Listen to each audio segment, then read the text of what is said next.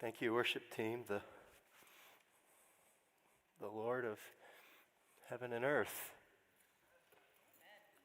And a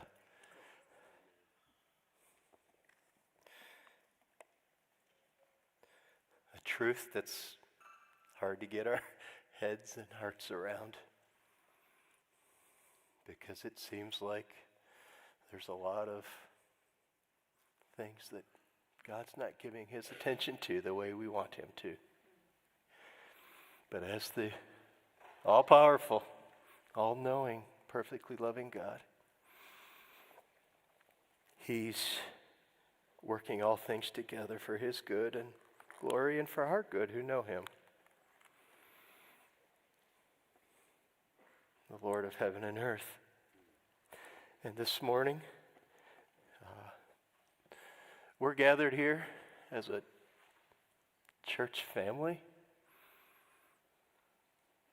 because Jesus established the church about 2,000 years ago, and it's an organization that presses on. Maybe we should get little t-shirts that say established in. But we got them all beat 2,000 years ago. The promise is that the gates of hell won't prevail. And someday,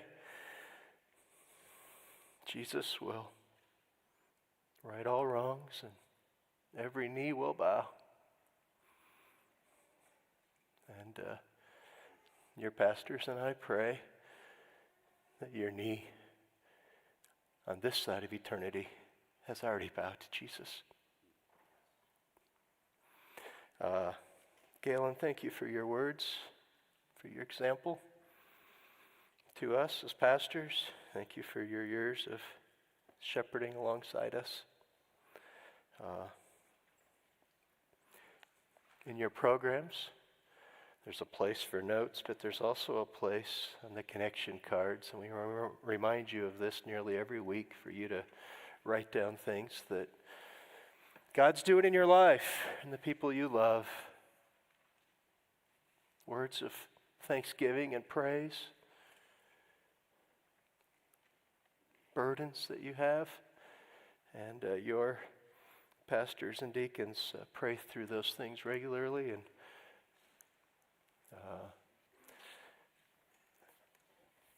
I've had the joy of being a part of this congregation, I guess, for about 35, 36 years. I don't know. And about 17 of those years as one of the elders. And one of the things that God has taught me as a shepherd, as a pastor, is I can exhaust myself, and we as your pastors can exhaust ourselves in conversations, in words of wisdom and counsel, and all sorts of appeals. But until God moves the heart, and that's what we want. And I think one of the things that we've learned and are practicing more is we need God to do those changes. And so some of your burdens we know well, and we pray regularly for you, and others as they come and go. Let us know through those connection cards, or send any one of us a note by email, a text. We love to pray for you and watch what God does in your hearts. If you have your Bibles this morning, they're amazing. We get to now look at the words of God in 2 Samuel. And we're continuing through our study of Samuel, 1 and 2 Samuel.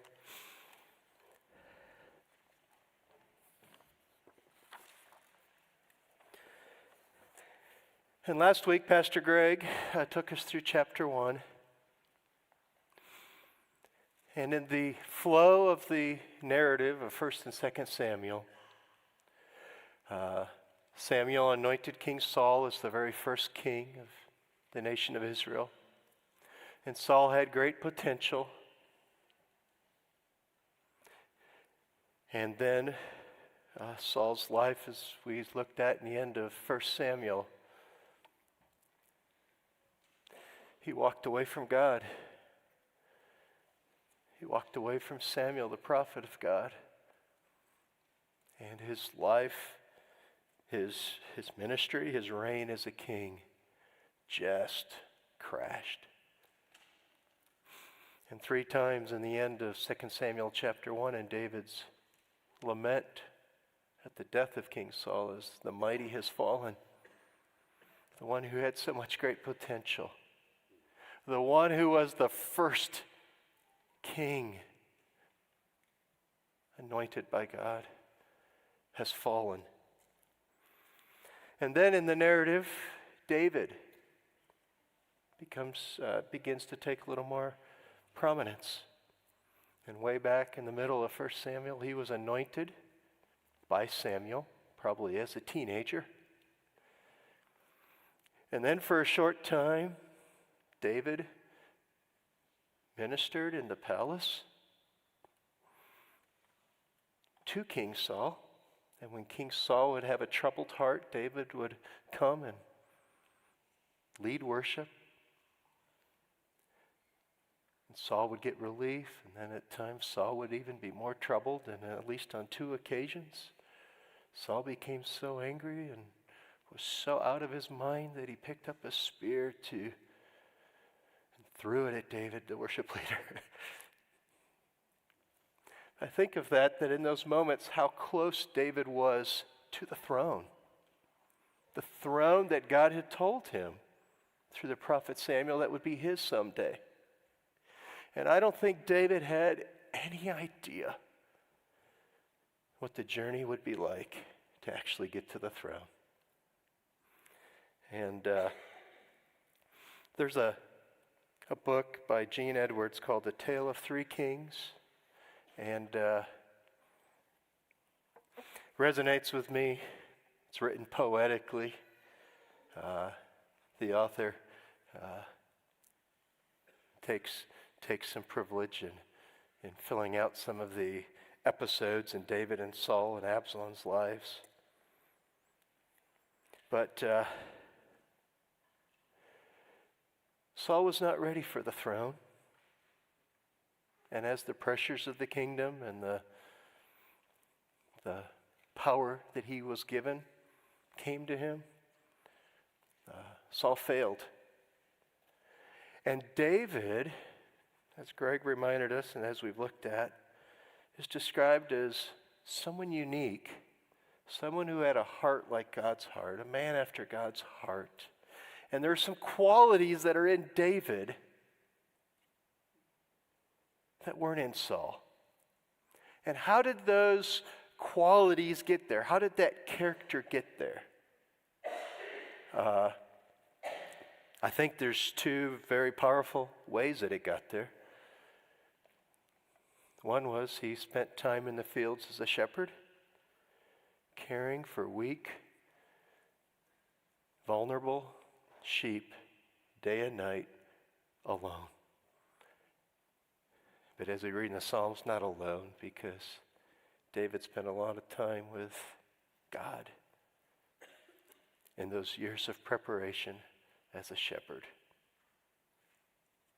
I think that is evident. That was part of the preparation of David's character to become a king that God could trust with Israel. And I think the second thing that God used was Saul himself.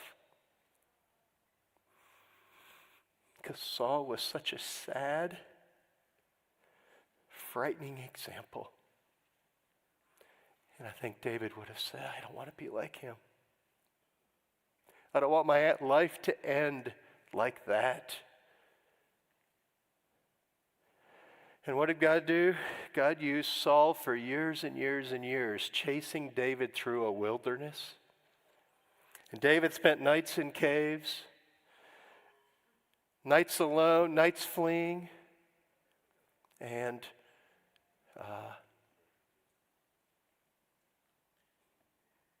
was all preparation for being a king. You all in school right now think your classes are hard. David had some hard ones. And in some ways, Saul was his prof. Throwing spears. In one of these episodes, just want to read a short episode from this book. This is the occasion where David had an opportunity to kill Saul with Saul's own spear.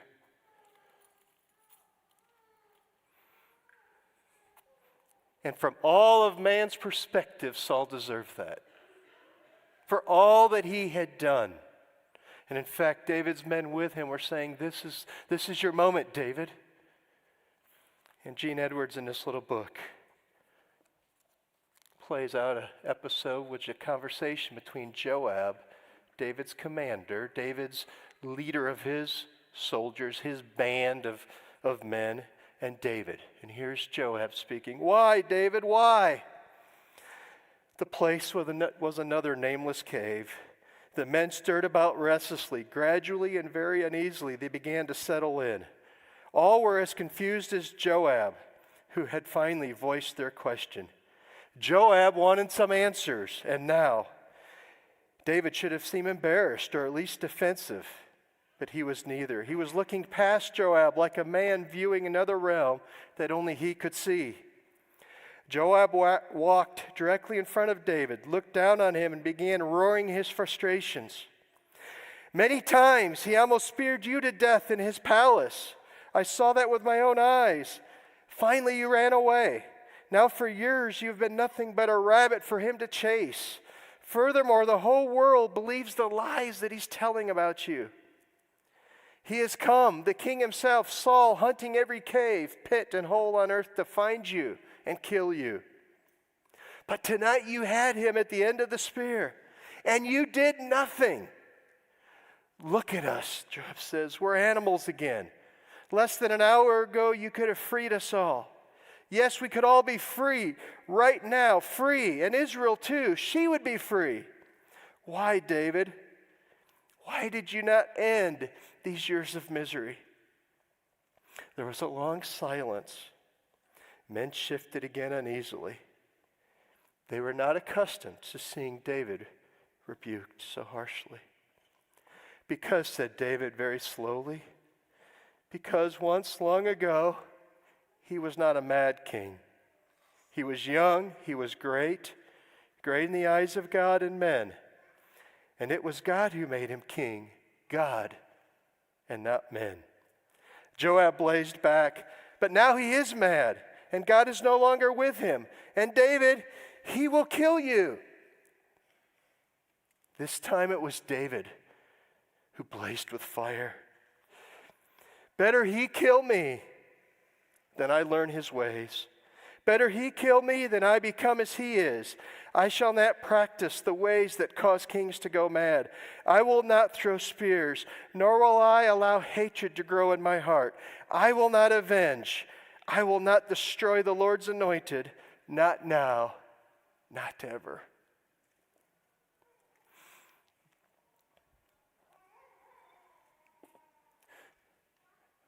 What an unusual way to respond. But what a godly, right way to respond. It's easy to throw the spears. It's easy to kill. It's easy to justify and say, well, they did that to me, so. And then we fill in the blank. Because they deserve it. And David, in those years of preparation as a shepherd and as a fugitive, God developed some godly character in him. And last week we saw it when, at the occasion of Saul's death, for David it was not a time of celebration, and nor was it a time to seize the kingdom. It was a time to reflect on how the mighty had fallen. And today, I just want to briefly walk through 3 other episodes in 2 Samuel.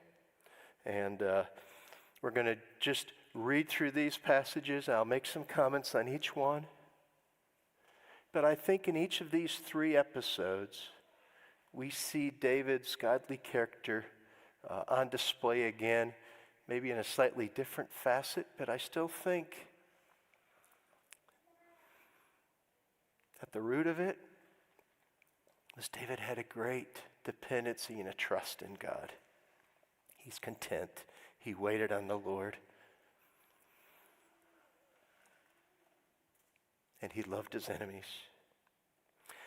So chapter 2, here's the first one. And we're going to skip all the way through and end up in chapter 9, and we won't read all of it. But I'm just pulling out these 3 episodes of examples of David being a man after God's own heart, his godly character. Chapter 2, verse 1. In the course of time, David inquired of the Lord, "Shall I go up to one of the towns of Judah?" he asked. And the Lord said, "Go up." And David asked, "Where shall I go?" "To Hebron," the Lord answered. So David went up there with his 2 wives, Ahinoam of Jezreel and Abigail, the widow of Nabal of Carmel. David also took the men who were with him, each with his family, and they settled in Hebron and its towns.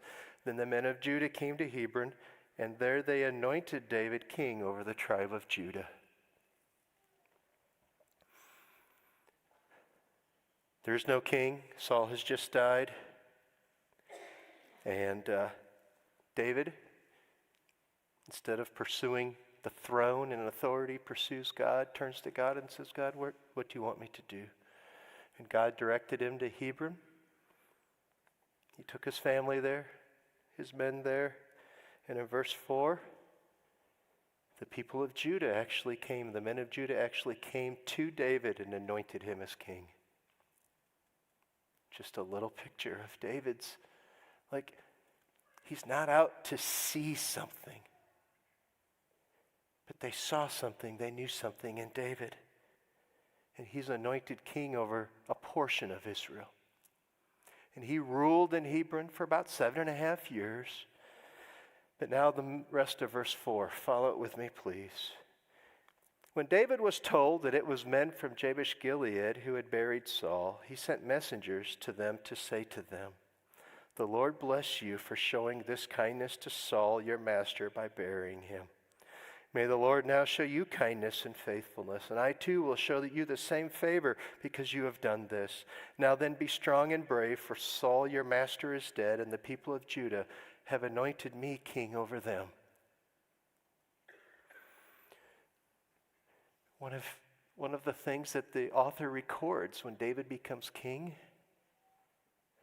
is he gives the men of Jabesh Gilead, I think, the key to the city. He holds them up as somebody who has done well. Someone who, from another tribe in Israel farther north, when Saul and his sons were killed and the Philistines hung their bodies over the city wall of Beth Shan, I believe, the men of Jabesh Gilead heard about this, and they showed the same honor and respect for God's anointed that David had in his heart and his soul. And they risked their lives, crossed the Jordan River, went to that city at night, and took the bodies of Saul and his sons down from the wall and took them back to Gilead and buried them. And showed honor and respect. And David, as one of his pronouncements as the king of Hebron, said they did a good thing.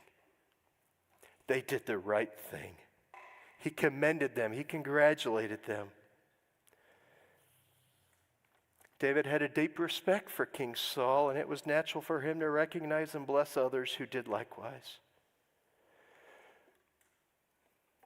Other kings don't do this. Other kings would have forgotten about Saul. I've got things to do. I have a Judah to reign over. But David never forgot, and he wasn't like the other kings.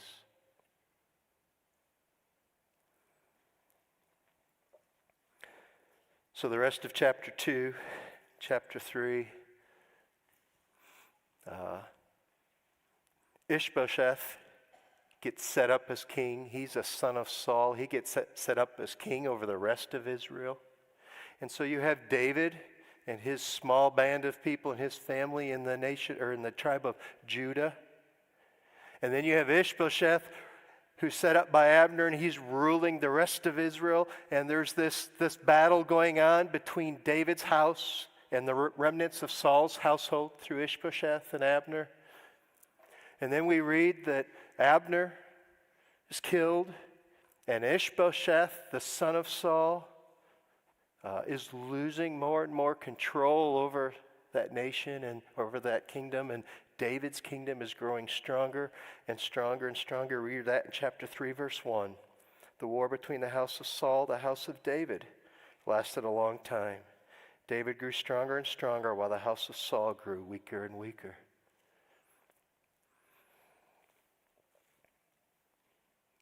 So something happens in chapter 4. The second episode I want to look at. Chapter 4, verse 1. When Ishbosheth, the son of Saul, heard that Abner had died in Hebron, that was his commander of his army, he lost courage, and all Israel became alarmed. Now Saul's son had two men who were leaders of raiding bands. One was named Baanah and the other Rechab. They were both sons of Rimmon, the Beerothite from the tribe of Benjamin. It's interesting, that's Saul's tribe. These were men who were part of Saul's army. They were loyal to Saul. They were loyal to Ishbosheth. However, Ishbosheth's power, authority, is shrinking, and David's is growing. And these two guys are just thinking about themselves. How can we navigate a situation for our favor? So here's what they did. Skip to verse 5. Now Rechab and Baanah, the sons of Rimmon the Beerothite, set out for the house of Ishbosheth, and they arrived there in the heat of the day while he was taking his noonday rest. They went out into the inner part of the house as if to get some wheat, and they stabbed him in the stomach. Then Rechab and his brother Baanah slipped away. They had gone into the house while he was lying on the bed in his bedroom. After they stabbed and killed him, they cut off his head, taking it with them. They traveled all night by the way of Arabah, and they brought the head of Ishbosheth to David in Hebron. Let's just pause there and try to capture what's going on. Their military commander, Abner, has been killed, and Ishbosheth, the son of Saul, is becoming much more vulnerable, is losing control of the rest of Israel there. And they're thinking, I know what we need to do. We need to get King David's favor. What would be the greatest thing we could do for David? We can get into Ishbosheth's house. He knows us. And let's kill him. And when David hears about this, that his adversary, Ishbosheth, is dead, I'm sure we will be appointed to a important position in David's household. Right? That's what they were thinking. Because that's how kings operate. That's how kingdoms operate. When there's a battle going on and there's adversaries, we want to eliminate all the opponents. And then the other king will be so happy and so glad. And so what did they do? They brought Ishbosheth's head to Hebron. And this is what they said in the middle of verse 8. Here's the head of Ishbosheth, son of Saul, your enemy, David, who tried to kill you.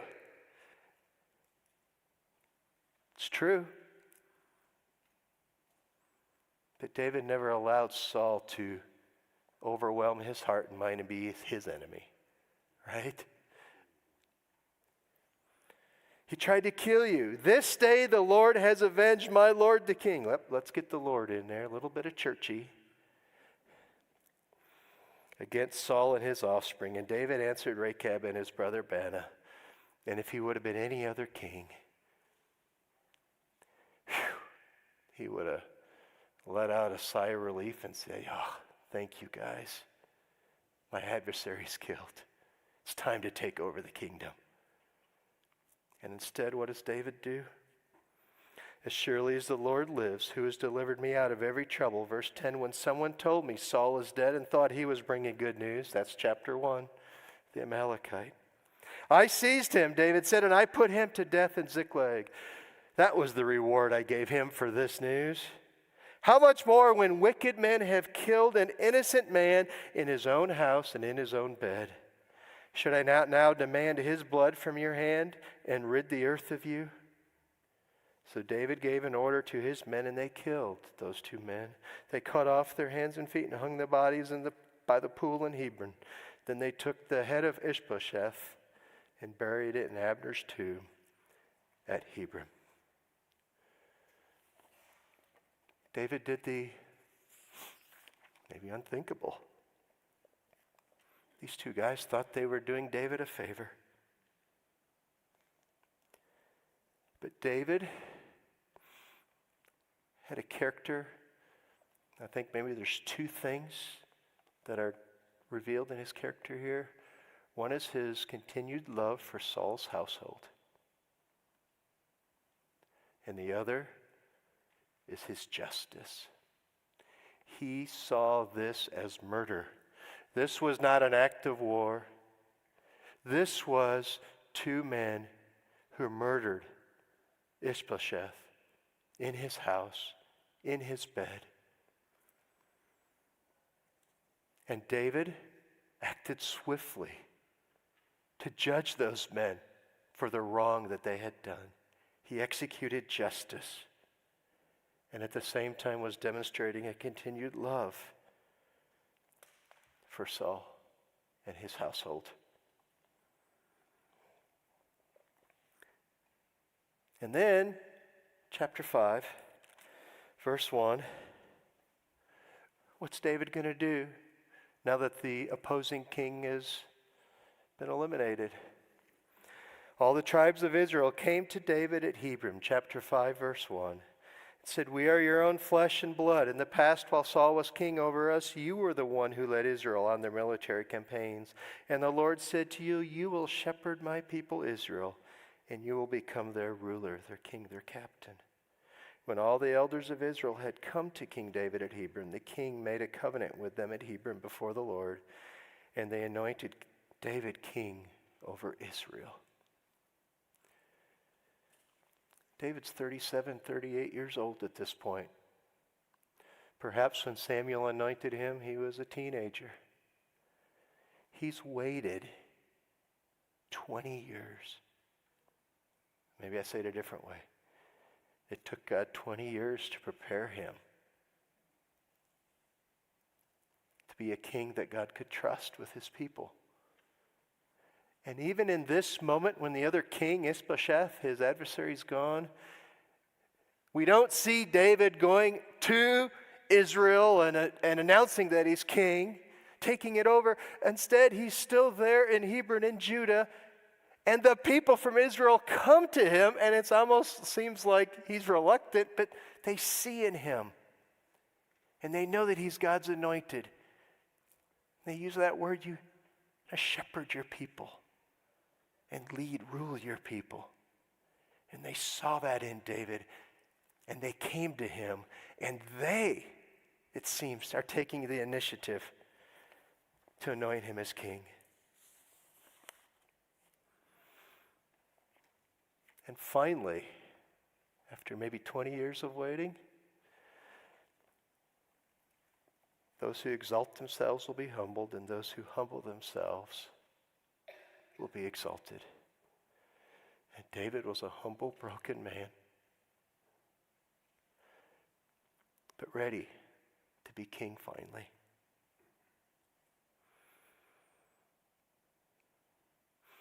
So in chapters 5, 6, if we just page cross these, we're going to get to chapter 8 here in a moment. David captures the city of Jerusalem, a very significant piece of property from now through the end times. David brings the ark to Jerusalem. God shares with David a special covenant that we'll take time to look at later. We get over to chapter 8 and listen to this. Chapter 8, verse 6. 2 Samuel 8, verse 6. The Lord gave David victory wherever he went. 8:13, the Lord became famous. 8:14, the Lord gave David victory wherever he went. Why? Because of the promise God had made to his people that if they would be faithful to him, God would give them victory over enemies. And he's having all this great success and becoming powerful. There's peace is starting to reign at the borders of Israel. He's got a palace. He's now ruling over the whole kingdom of Israel. There's a lot on his plate. And he's gaining victory, which means that people now know him and know him well and see him as a great leader. And the last episode I want to look at is in chapter 9.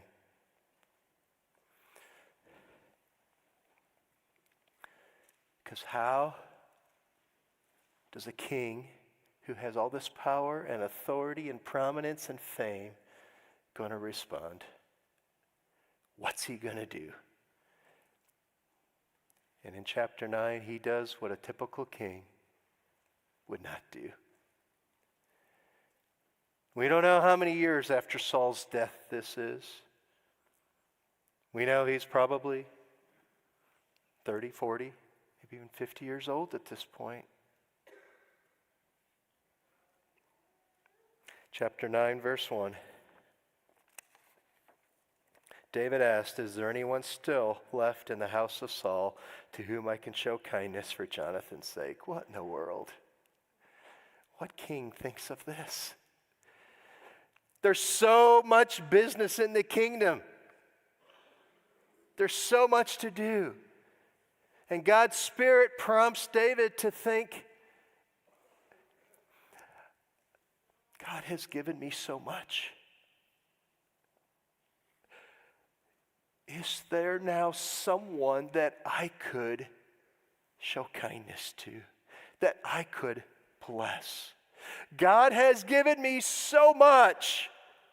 And most kings stop right there, right? That's Nebuchadnezzar. Look at this kingdom that I have put together, right? But David in his heart does something totally different. He says, is there someone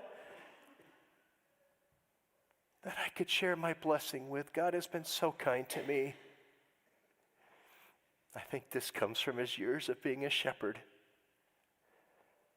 of looking after vulnerable sheep.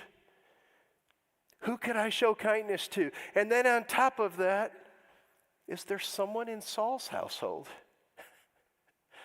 Is there someone?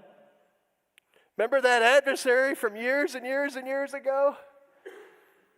Well, once I had made a covenant with Jonathan. In 1 Samuel 20, that's recorded. And David had made a covenant with Jonathan, Saul's son, and said, I'll look after your household. And David was reminded of that covenant. And David now had an opportunity to do something. So what does he do? Verse 2, now there was a servant of Saul's household named Ziba. They summoned him to appear before David. And the king said to him, are you Ziba? At your service, he replied. Verse 3, the king asked, is there no one still alive from the house of Saul to whom I can show God's kindness? Is there an enemy I can love? Is there a needy person I can be kind to? Is there an enemy that I can love? Is there a needy person that I can be kind to? And in the conversation, Ziba says, yes, there's a son of Jonathan living in this other man's household. He's lame on both feet. He's lame on both feet. We read that over and over again. He's lame on both feet. And finally in this conversation, his name is Mephibosheth, the grandson of Saul, the son of Jonathan.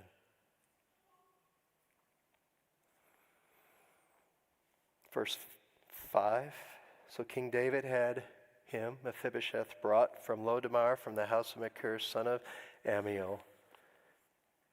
And verse 6, when Mephibosheth, son of Jonathan, the son of Saul, came to David, he bowed down to pay him honor. David said, Mephibosheth, at your service, he replied. Don't be afraid. Why would Mephibosheth be trembling? He's probably in his 20s, maybe 30 years old at this time. Why would he be trembling?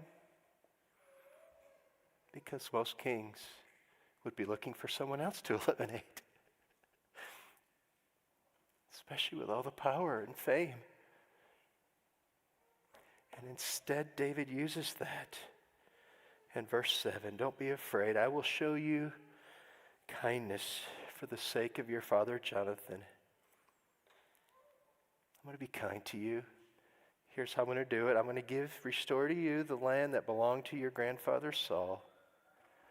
So the property that Saul had, that maybe David or someone was managing, it had belonged to Saul's household.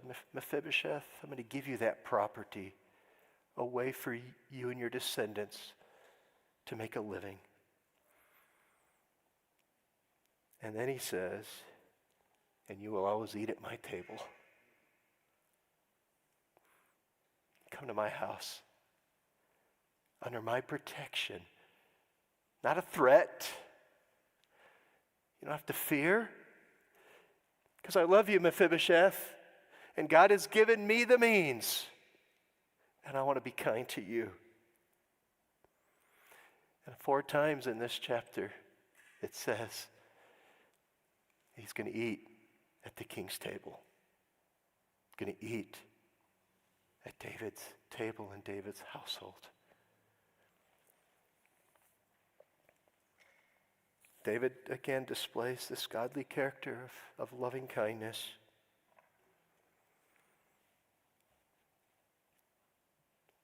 Jesus' words, be merciful even as your Father has been merciful to you. Or we love because God first loved us and showed us how to do that.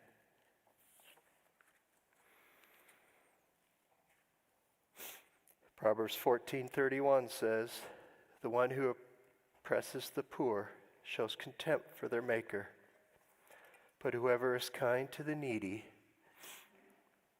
hears God. I really like this 3rd episode because of the context.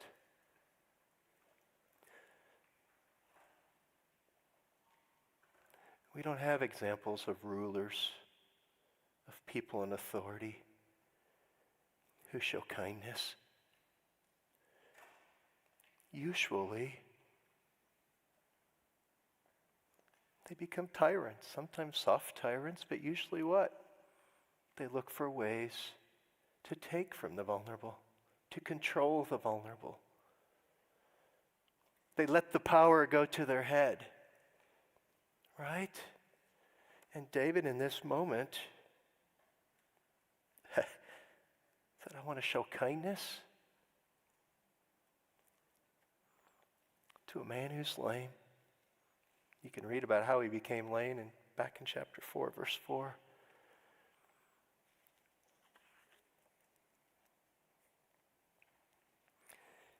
To be kind to one another is to show sympathy and compassion, to help as we're able.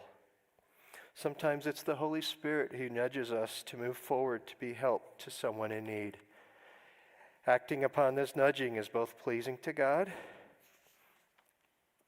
and a way to bless somebody else. Colossians 3, we read this, that we as God's people are holy and dearly loved by God. Didn't we sing that in that worship song? And if we truly get his love and let that swim around our souls for a while, is it saying Colossians 3:12, we're clothed with compassion, kindness, humility, gentleness, and patience. I think those are the words that describe David that he learned. Compassion, kindness, humility, gentleness, and patience. Bear with each other. Forgive one another. Put on love. Hebrews 13:16, kindness and goodness to others is well-pleasing to God.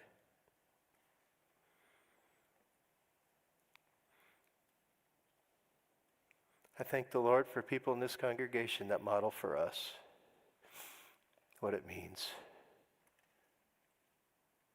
to show kindness and compassion. Because it's a sacrifice. You don't know how they're always going to respond, and you don't know what kind of commitment or investment you're making. But some of you have modeled that really well for us. I want to say thank you for that. But it's not that some are gifted with that, because all of us have received God's mercy, and all of us have an ability to show love to someone in kindness this week. We all do. Worship team, come back up, please. David was a humble man. Not a perfect man, as we'll read as we look through the rest of this book, but the author does not want us to miss that David was not your typical king. Is there an enemy that you can love? Is there a needy person that you can be kind to this week? God has blessed you to be a blessing to someone else.